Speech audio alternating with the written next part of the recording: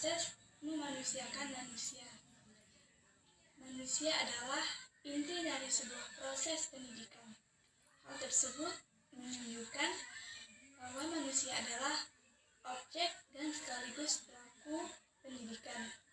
Sebab itu, sejauh mana pendidikan itu diformulasikan dan diimplementasikan harus selalu disandarkan pada konsepsi tentang hakikat manusia sebagai makhluk jasmani rohani, dan implikasi pada pendidikan dia tidak memiliki pandangan dualisme tentang manusia sebagaimana filsuf Plato dan Descartes. Manusia memiliki unsur jasmani dan rohani. Masing-masing unsur ini merupakan entitas yang berbeda. Triarkarya berpandangan bahwa manusia sekaligus jasmani dan rohani. Sifat jasmani dan rohani ini tampak jelas bahwa berjiwa. Keberadaan bedanya secara empiris dapat dibuktikan, yaitu memiliki daging, otot, darah, tulang yang secara fisik menunjukkan sosoknya sebagai manusia. Unsur jasmani ini nantinya akan menjadi tanah ketika meninggal. Sedangkan unsur rohani memang agak sulit untuk diketahui empiris, bahkan dipersoalkan oleh aliran materialisme. Akan tetapi, jika dikaji lebih dalam, unsur rohani ini dapat dijelaskan ketika manusia menyadari bahwa dirinya berbadan. Kesadaran diri ini menunjukkan bahwa manusia memiliki unsur rohani. Manusia memiliki badannya karena manusia bisa mengambil jarak atau sikap tertentu terhadap badannya. Kemudian nomor 2, mengapa pendidikan Islam berhubungan erat dengan dimensi metafisis? Jadi secara empirik, pendidikan Islam berdasarkan Al-Quran dan Sunnah. Namun pembacaan Al-Quran dan Sunnah selalu bertumpu pada keyakinan metafisis.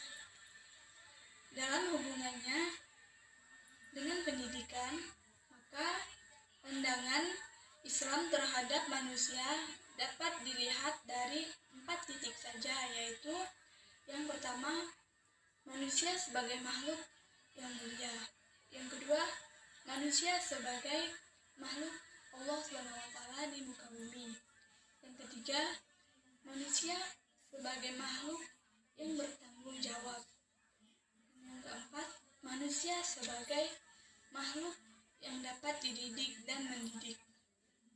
Jadi dari uraian tersebut, maka timbullah pemikiran dasar, yaitu yang pertama, konsep Islam tentang manusia mempunyai keluasan dan jarak yang tidak dimiliki oleh konsep tentang manusia yang manapun.